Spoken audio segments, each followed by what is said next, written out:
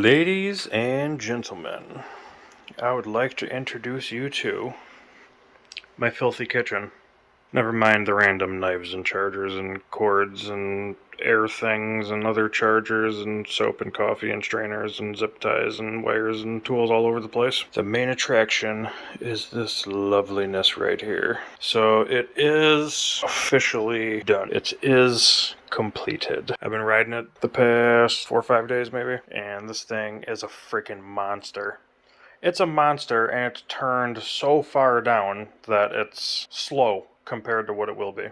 My specs are, or my main parts are. This is the QS27350H.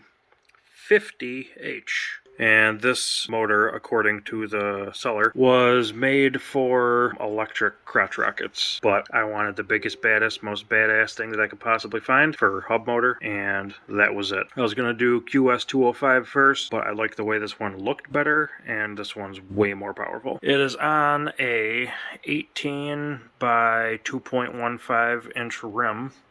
That's a motorcycle front rim size. Motorcycle spokes, Dunlop motorcycle tire, and we got the Stealth Bomber frame, and I put some carbon fiber vinyl on the side panels. That is a Sabaton 72-200, so that is 84 times 200, which is like 20,800 or something like that. So 20,000 watts, 21,000 watts almost.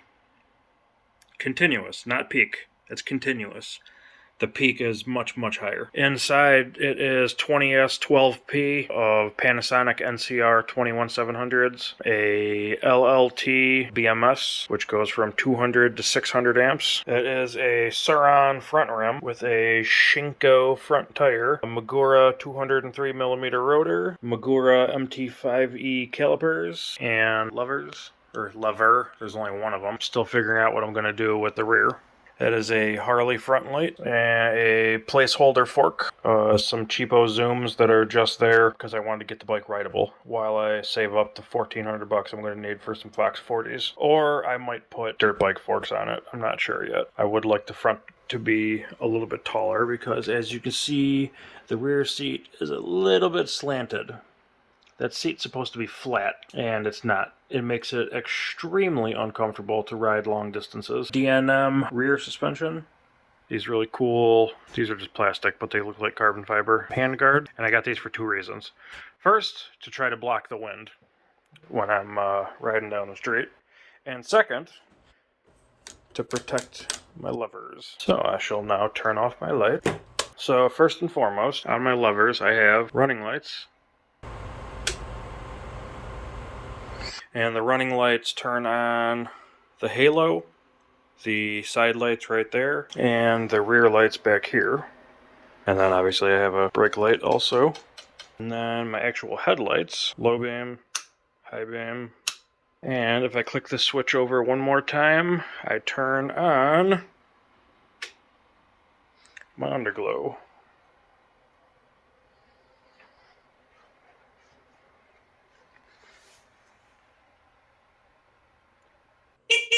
Blinkers.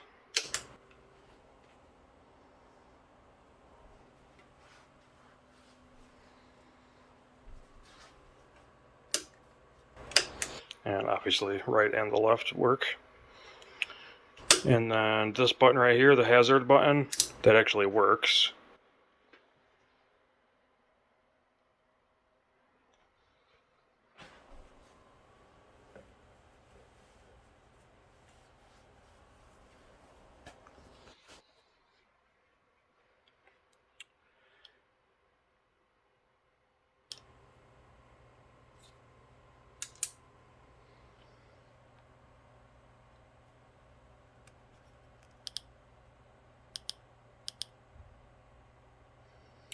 "56 miles an hour is what I've gotten it up to so far.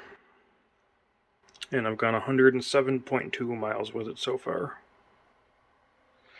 And I also have a tire pressure monitor. But that's, the batteries died and the rear sensor. So I took the monitor off so I could try to mess with it, and I just haven't put it back on yet. And the everything is ran, so when I turn off the key, it turns off everything. Turns off the bike, obviously, and also turns off all the lights and running lights and headlights and all that stuff. I built this because I really wanted a Surron, and I could not afford a Surron. So I can afford one little part here, one little part there.